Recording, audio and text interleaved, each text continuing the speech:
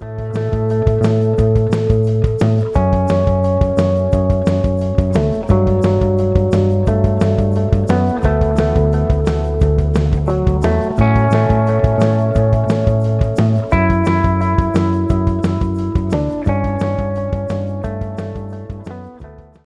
guys, welcome back to another video on the channel, and today I'm going to start my little mini series, though I don't know how many it will be, on masking in Darktable. Yes, I am.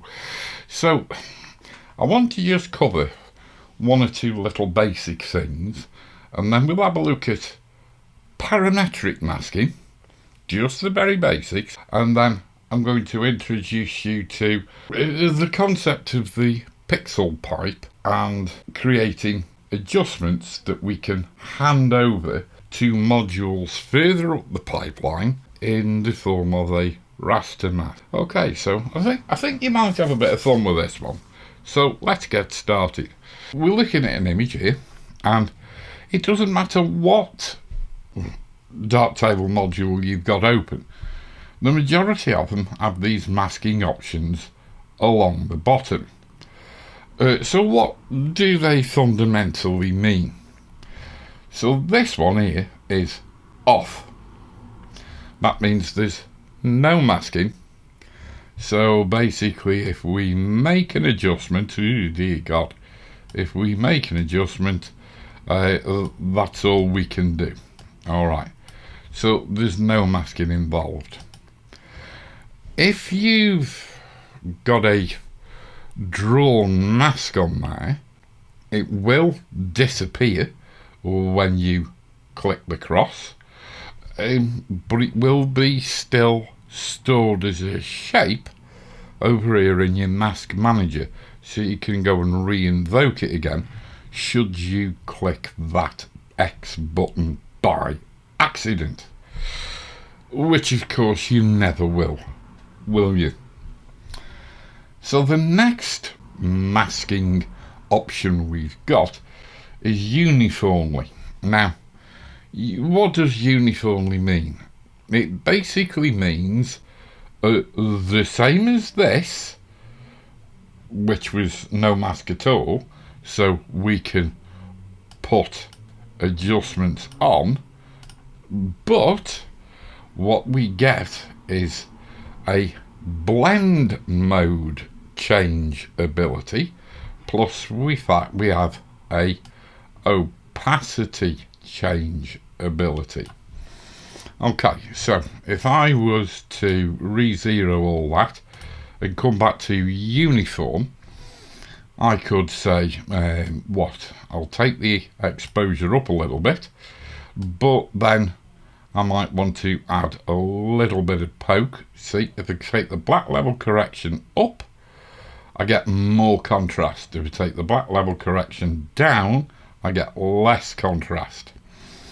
Okay, and then of course I can control the opacity of that effect with the opacity slider, and sometimes it can be quite good for doing little tweaks to your images.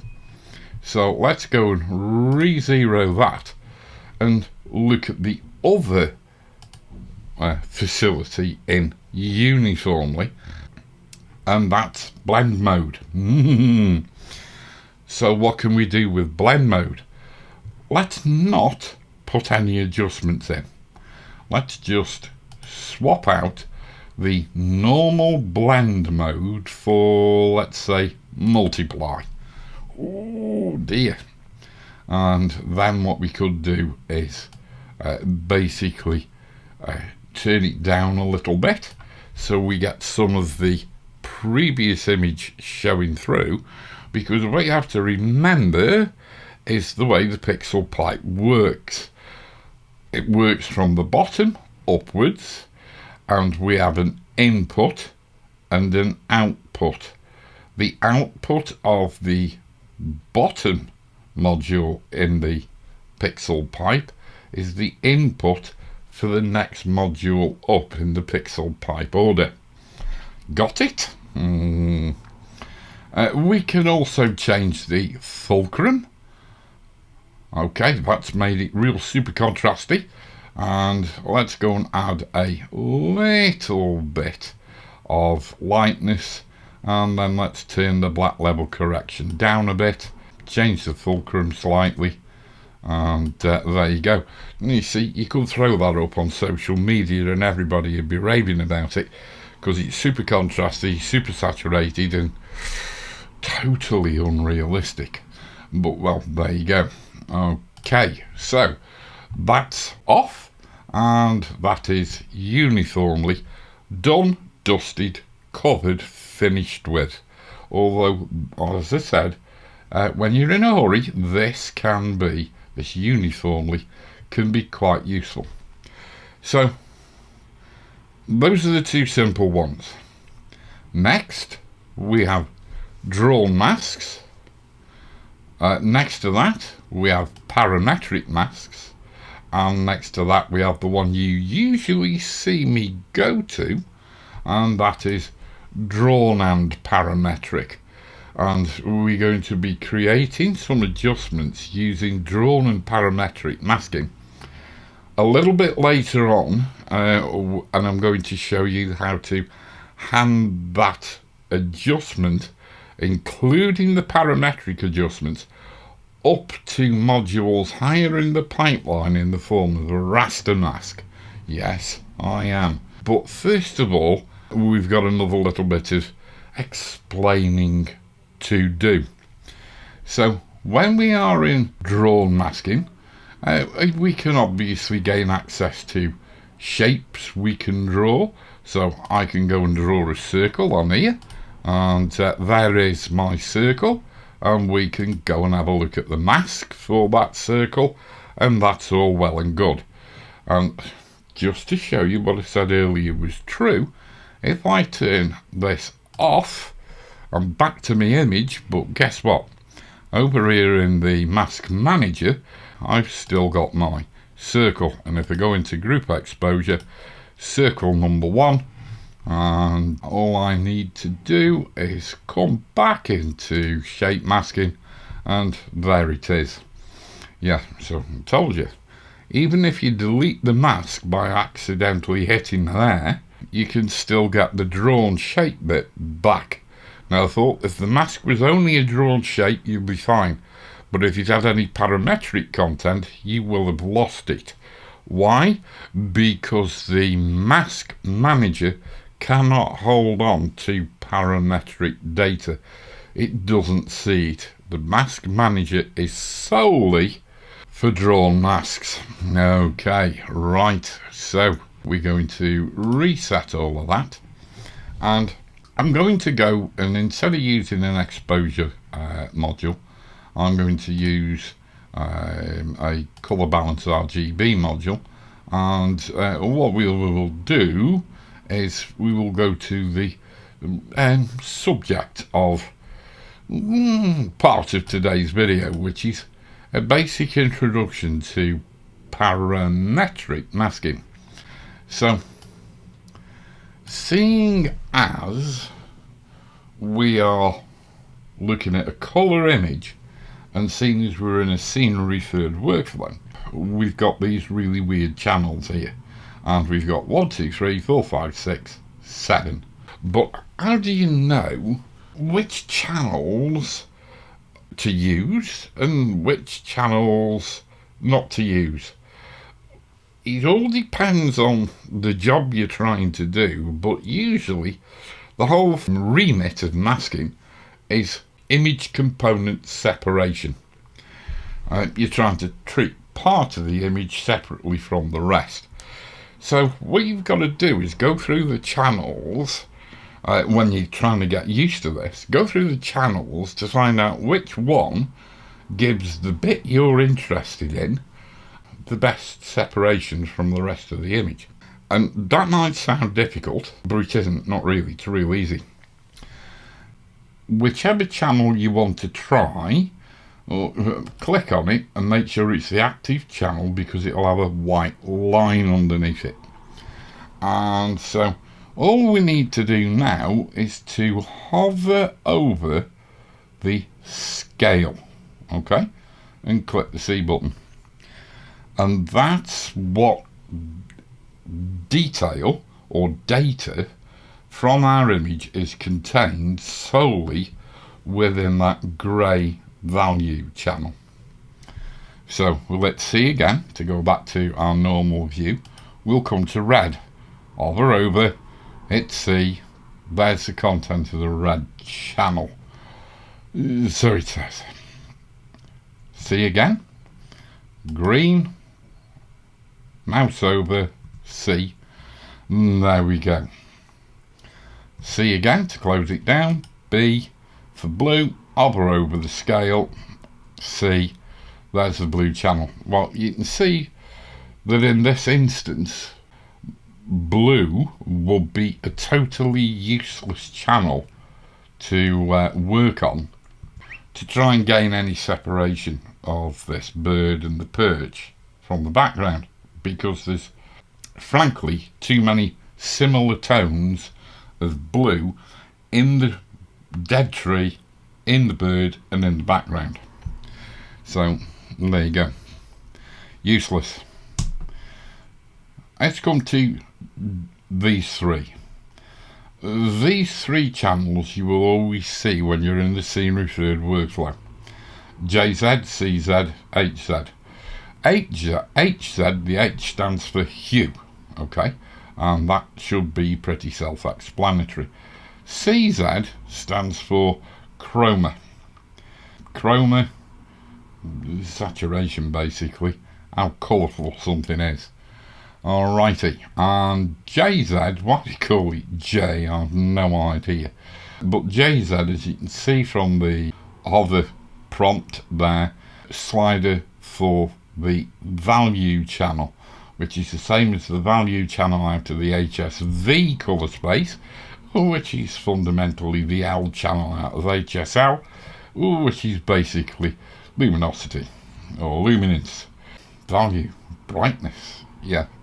So if you want to look at how light something is in the L channel of, well, I should say the V channel, shouldn't I? Or even the JZ channel, to be absolutely pedantic. Click on JZ, hover over, and there we go.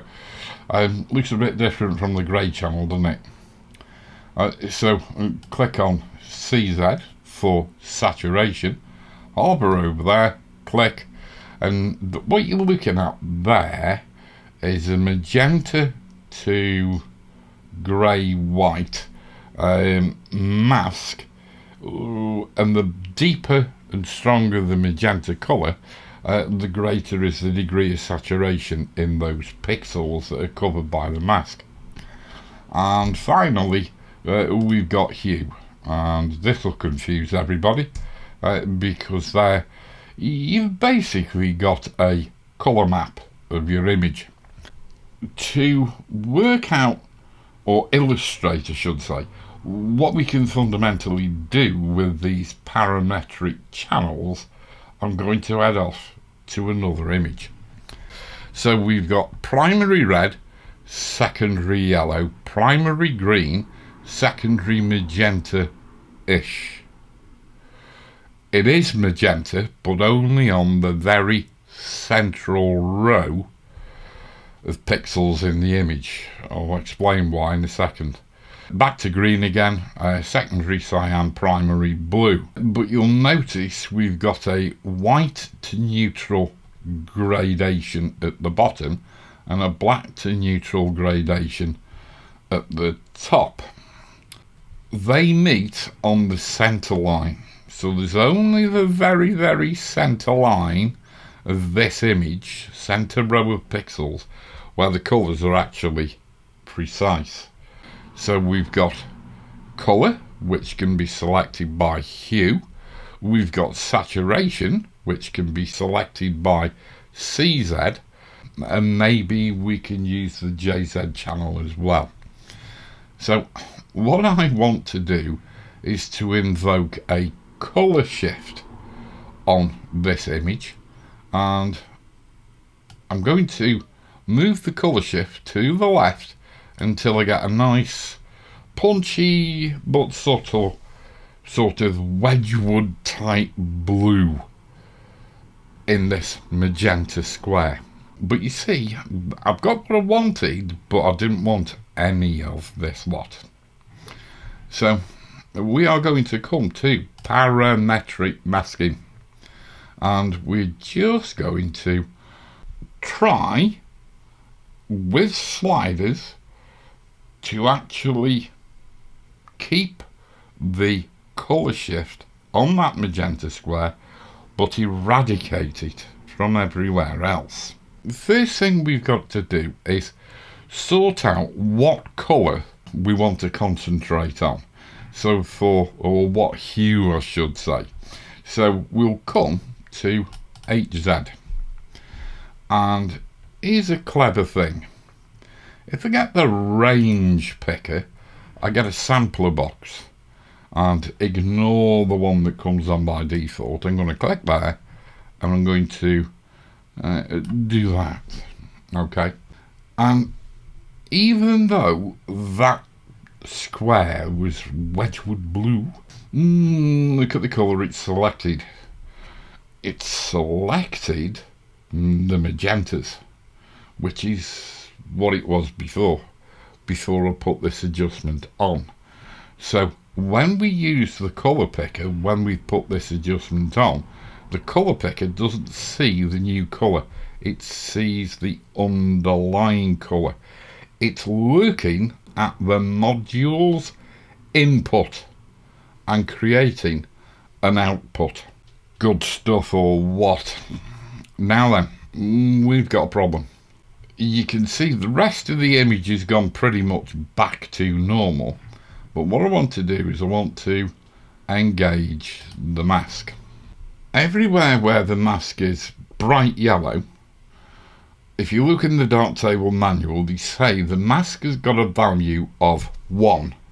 Everywhere you can see grey or black or white, the mask has got a value of 0. And so we can have multiple shades, if you like, of yellow between 0 and 1, and that's what gives you your subtle graduations in the mask. You can also see, though, for some weird reason, we've got some yellow masking going on up here in the very, very darks. We've also got a little bit of it in here in the very, very whites at this end of the image. It's very faint, you can hardly see it, but I know it's there. But how do we get rid of the banding in here? It's all to do with this sampled range. So remember I said a mask can have a value of 0, in which case it will be see-through, it will be grayscale, or it can have a value of 1, in which case it will be bright yellow. These sliders on the bottom side of the scale, and this goes for all the scales in Darktable, these sliders both refer to 0. These top sliders both refer to 1. If I want to increase the amount of yellow, I've actually got to move these top sliders apart. Now I will always advise you that you don't want to have a very, very steep drop off. You want to have a little tiny bit of a ramp. And so now you can see we've got a fully yellow 1 mask value over the area that we want, but we don't want it up there and we don't want it down here. So how do we get rid of it? Ostensibly you might think, well, it's black and it's white, so if I go to JZ and I take out the blacks, we've dropped the yellow 1 values the mask density 1 values down to a mask density of 0 at the top of the mask, vis-a-vis where it was very dark. But we've still got these areas down here where it's light. So you think to yourself, well, let's come and pull in at the other end. And now those subtle yellows have gone from this corner. However, so's half the blooming box. So we're in trouble. Not a JZ lightness. If you remember, this extreme white down here and this extreme dark up here, which is pretty much black, are both 0 in terms of saturation. And where do we find saturation? What's another word for saturation? It's chroma.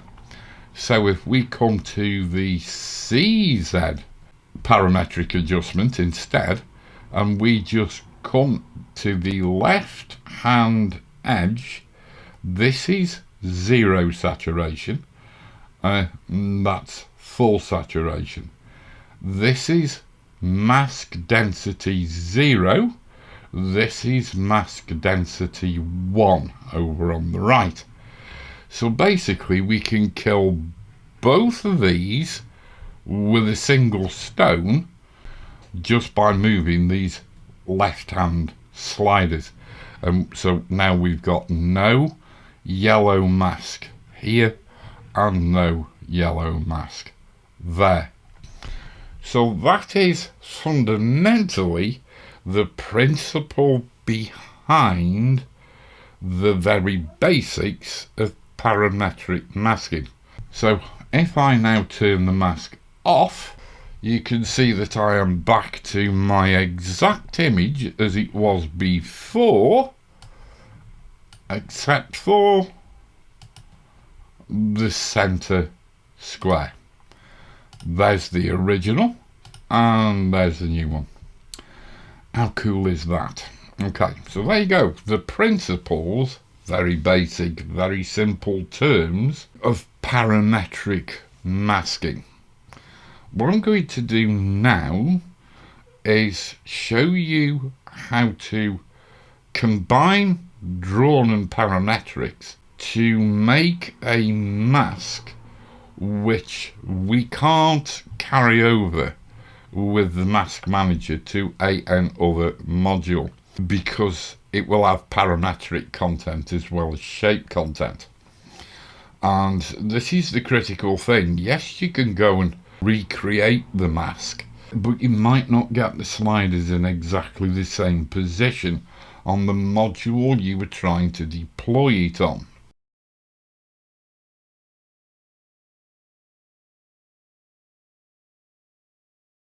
So I've got a raw file here and I've got its DNG equivalent that's come out of DxO Pure Raw. The reason I'm not going to use this though, this DNG, this denoise DNG, is because I want to illustrate to you how fine a mask we can get inside a Darktable that doesn't get interfered with by the noise in the image. And it is quite astonishing. So I'm going to stick with the 1000 ISO raw file, and we're going to come to the active only modules. All we've got is an output color profile of ProPhoto, an input color profile of linear ProPhoto. We've got an active exposure module on there, but as you can see it's not doing anything. We've got orientation, chromatic aberration, demosaic, highlight reconstruction, white balance is set to as shot. The whole goal of this is to be able to do a color shift and a little lightness, brightness lift and a saturation lift to the tree, but not to the sky. The image is overall a little bit on the dark side, so it's going to want a general exposure lift, which we will do separately an after the fact, if you like, because the main module that I'm going to process in is the color balance RGB. But here's the problem. If I go to active modules and I close down white balance, look at the pixel pipe. If I make, and this is the critical thing about the creation of raster masks, they carry both drawn and parametric information. They are identical on every module you put them on. And here's the thing, if I created the mask originally inside the color balance RGB module, I wouldn't be able to hand it down to, let's put it like this, tone equalizer. Let's go put the tone equalizer on. We're not going to use it, but here's the thing. If I created it in color balance RGB, I would not be able to hand that drawn and parametric mask over to the tone equalizer, because the tone equalizer is lower down the pixel pipe. If I made it in the tone equalizer, I could hand it up to the color balance RGB module. So out of all the common modules that I use within my own Darktable workflow, the lowest one in the pipe is exposure, and I make my parametric and drawn combo masks inside an exposure module, but I don't use any of the exposure module adjustments. So what I'm going to do now is create a drawn and parametric mask which will isolate the tree from the sky. And the very first thing I'm going to do is I'm going to hold down the control key and I'm going to left click, and you can see I can rename the module, and I do this so as I know not to adjust any of the adjustment sliders in the module. So I'm going to call this tree mask and hit return, and you can see it now says tree mask. I wish there was some way we could lock these. I wish there was some way we could lock the module, and I wish there was some way we could put a color code on it. It'd be really good. It'd be really good. But anyway, there we go. So the first part of this mask is going to be the drawn bit, and this is going to freak you out. So I'm going to come to drawn and parametric masks. Saves me flicking from one panel to the other, from drawn to parametric. I'll just come to drawn and parametric, and here we go. First thing I'm going to do is use the brush mask, but if you'll notice, the brush mask has a little fly out that says control click to add multiple brush strokes. I probably won't need to add multiple brush strokes here, but I always suggest that you actually do control click. And I'm going to make my brush a bit bigger, and I'm going to make sure that I'm running at a 100% opacity, because we've got the mask manager and we've also got the properties for the mask manager. I actually would rather use the controls here than using either control or shift or whatever and the scroll wheel. So there you go. But anyway, I am going to draw, or paint I should say, just around here. For people who use Lightroom or Camera Raw, this is one way you can select an object, isn't it? So we will just paint around there, and there we go. And I think that's just about covered the tree. let's go and activate the mask view. Okay, there it is, and then we will click on this little twirly arrow here to hide the brush tool. And that yellow mask there, value of 1 all over, apart from this feathery edge, which is feathering out from 1 to 0. So, apart from the feathery edge, that's about as much use to as for separating the tree from the sky as all in the head, isn't it? Right. However, what we can do is, now you can, sometimes grey value will work. Sometimes you might want to separate on JZ when you're doing something like this, because if you turn the mask off, you'll see that overall, in the grand scheme of things, the tree is actually darker than the sky.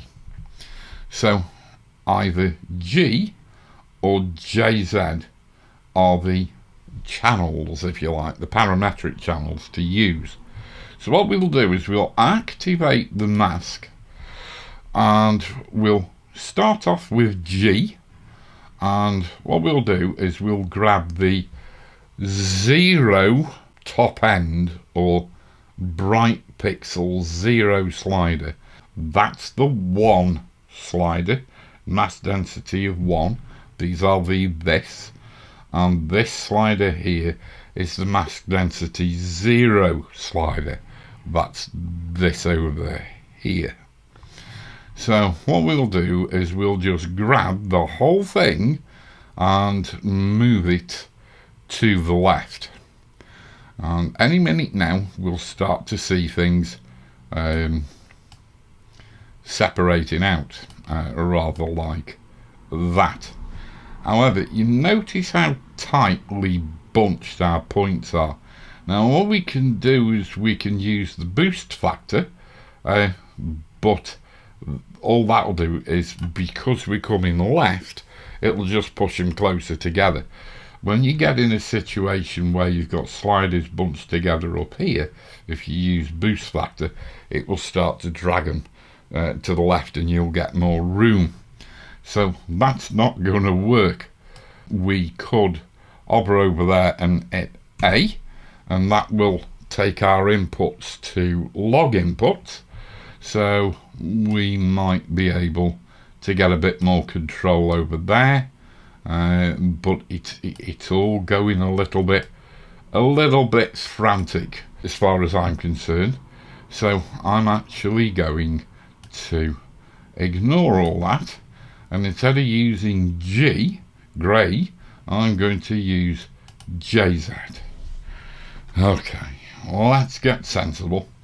Let's go and grab the mask 0 density slider, the one at the bottom, and move it all to the left. And you can see I've got more room here and more separation going on in the mask than I had in grey. Yeah. So on this particular image at least, JZ is producing a more usable result than grey. Sometimes on certain images it'll be the other way around. So what we need to do is we need to generate full separation between the tree and the sky. Ignore these bits up here in the sky, because we can sort that out later. So what we're needing to do is to get that 0 slider and set it to exactly where we get a decent separation between the tree, which we want yellow, and the sky, which we don't want any yellow in at all. So there we go. But you can see, because we've moved this slider, that one's kept in line with it. So there is no ramp, there is no gradient, there is no fall off. Yeah, it's just like fell off a cliff. Right, now then, before I start messing around with the actual ramp here, what I want to do is I want to get rid of that sky stuff, I'm going to just push this a little bit further to the left. That's my mask density 1 slider, and there we go. I've got a bit more separation because what I want to do is I want to come in with a brush to clean the sky up. So as you can see, we've got brush 1. I'm now going to come in with another brush, okay, and I need to make this much smaller because when I get up here I don't want to run the risk of touching the tree. Okay, so what we're going to do is we're going to paint along the yellow interference, if you like, the yellow bits that we don't want. And I think I've just about covered them all, and I'll let go. And you're going to say, good God, Andy, you made it worse. Oh! No, I haven't made it worse. Darktable's made it worse. If we come over, you see we've got brush 2 in here. Right, now brush 2 is this one. No messing about with the handles or anything like that. Come over to the mask manager, and we've got the 2 brushes here, but we've also got this group exposure tree mask. And if we twirl the arrow, when you use a brush, the default operator in here for the way the masks interact with each other is sum. That is very, very good for using very, very heavily feathered, very low density brush masks for building up lightness. But in this instance, because we're building a mask, we don't want it in sum mode. So if I put my cursor over brush 2 and right click, you can see its active mode is in that little checkbox, says sum. All we need to do is move up one to difference and click it, and there you go, it's gone away. So a presto, and just double tap on that arrow, and that will make everything go back to how you want it to look. So what we need to do now is to come in and do the really fiddly bits. And we need to do the really fiddly bits at 100% magnification, and you look at that for a mask. Gee whiz. I mean, that is pretty damn cool. But it's looking very, very hard-edged. I just want to go and check the tops. You see, I've got 1 or 2 still speckly bits. So I need to get rid of them. Can we increase mask contrast and get rid of them? No. So all we need to do is to get this slider here, and you can see the values. The top slider is at 36 and the bottom slider, yeah, is at 40. I strongly suspect, or well, 0.4 I should say, and 0.36. I strongly suspect that needs to come down a smidge. A little bit like that, and then you see 0.37. So now we've got a much crisper edge. It's overly crispy. So what I need to do is just get the feather slider, and I just want to move it just ever so slightly to the right. Then we have the details threshold. Now look, all these different sliders I will be covering in greater detail, as well as this bloody malarkey. Exclusive, inclusive, inclusive and inverted, exclusive and inverted. it's a minefield. It is a complete and utter mind warp. And if you go and try and learn it out the Darktable online manual, it will do your head in, because it was written by a coder. Yeah, and it just uses words and terminology which are totally alien to people who go around taking pictures for a hobby, and especially those who take pictures for a living. Nightmare. But details threshold, you think, that might be good if we increase it. Is it? No. Sometimes a little increase will work. Other times a little decrease will work just as well, because it goes well with feather and blur. Yeah, so I'm just going to introduce a little tiny bit of blurring. I'm going to introduce a little bit of positive mask opacity and a little bit more mask contrast. And if we go and have a look at that mask edge, I'm quite liking that. Bear in mind, this image has got no sharpening on it. Okay, so I'm quite liking the look of that mask. That will just about do.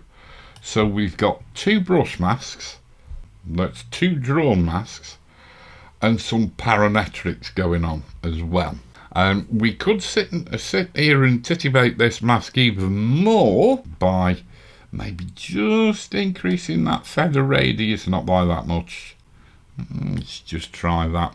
Can't remember what it was on before, but of course what we can always do is right click, and I'm just going to go to 1.8.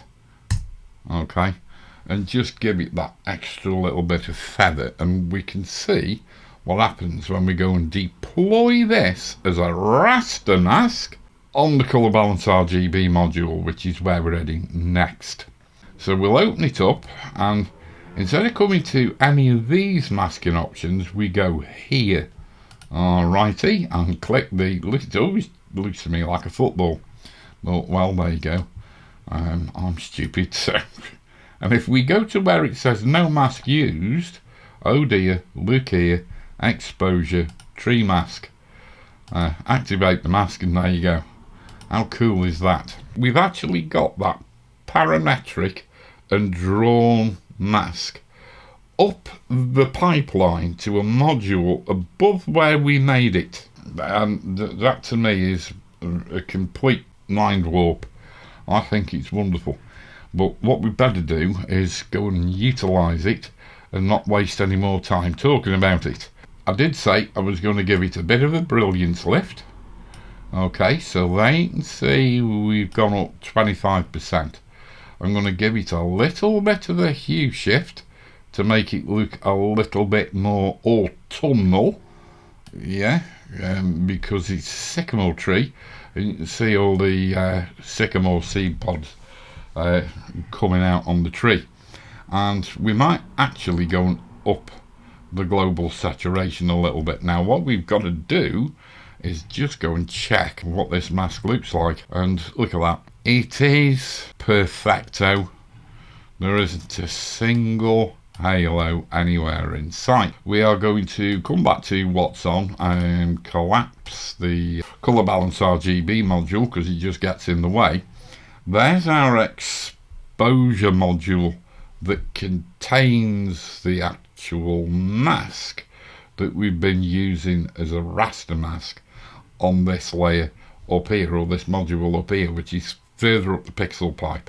So what I'm going to do is create a new instance of exposure, and this will just be, I'll just put it back to my normal raw preset, and we'll zoom the image out, and we will do that little global exposure increase, and there we go. And what I might do is come back to, well, I won't actually, we'll come back in here and see if all that lot's held together. Look how well that's held together. You know, I mean, that is just superb. And I suppose the final thing I could do would be to come into Colour Equalizer, turn it on, add that as a raster mask, again, exposure tree mask, and I could just come in and go with the saturation, and I'm not going to bother picking a colour. I'll just go with saturation of greens. We'll lift the saturation of the greens up a little bit, and of the yellows and the oranges, and then we'll come into that image at 100% again, just to check and see. There you go, looks lovely. Now here's the thing, say I'd done quite a complicated multi-module workflow on this shot. We've deployed that raster mask on various ones of those modules which are higher up the pipeline.